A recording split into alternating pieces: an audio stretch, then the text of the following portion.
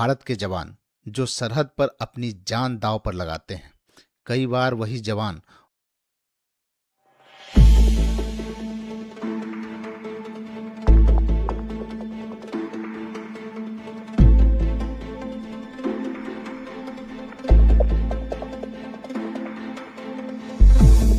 ऑफिसरों के घरों में बर्तन धोते हैं, कपड़े प्रेस करते हुए नजर आते हैं।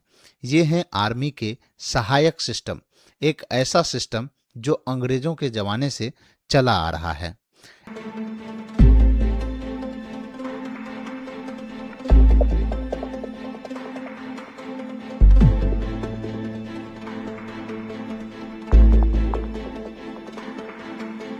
इकतीस अक्टूबर को सुप्रीम कोर्ट ने एक याचिका पीआईएल को खारिज कर दिया, जिसमें कहा गया था कि सहायक सिस्टम को खत्म किया जाए। कोर्ट ने कहा, सरकार ने इसके लिए नियम बनाए हैं, इसलिए हम दखल नहीं देंगे। लेकिन साल 2009 में सांसद के एक समिति ने इस सिस्टम को शर्मनाक बताया था। कहा था, नेवी और एयरफोर्स में ऐसा सिस्टम नहीं है, तो फिर सिर्फ आर्मी में क्यों चल रहा है। समिति ने इसे ब्रिटिश काल की बची खुची प्रथा कहा था और इसे तुरंत खत्म करने की सलाह दी थी।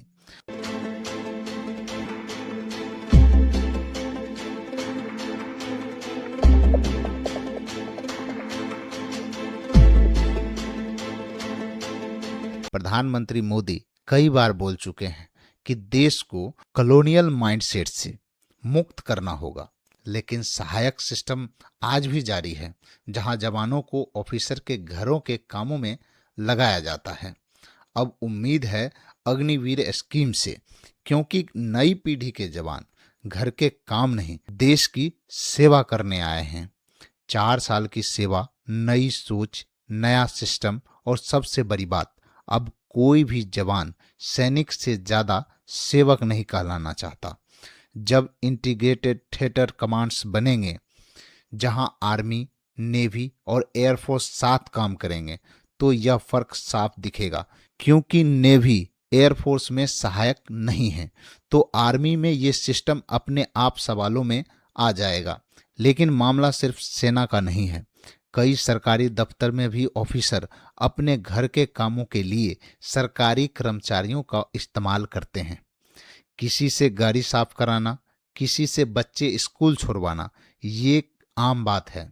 यानी बड़ा साहब कल्चर सिर्फ यूनिफॉर्म में नहीं, हर सरकारी कुर्सी पर बैठा है। सोचिए, जहां एक तरफ सरकार कॉलोनियल सिस्टम खत्म करने की बात करती है, वहीं दूसरी तरफ सुप्रीम कोर्ट के रिटायर्ड जजों को लाइफ टाइम घरेलू स्टाफ की सुविधा दी जा रही है।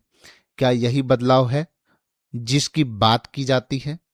असली सुधार तभी आएगा जब बड़े ऑफिसर खुद उदाहरण पेश करेंगे, जब पावर का मिसयूज रुकेगा और देश के प्रति ईमानदारी बढ़ेगी।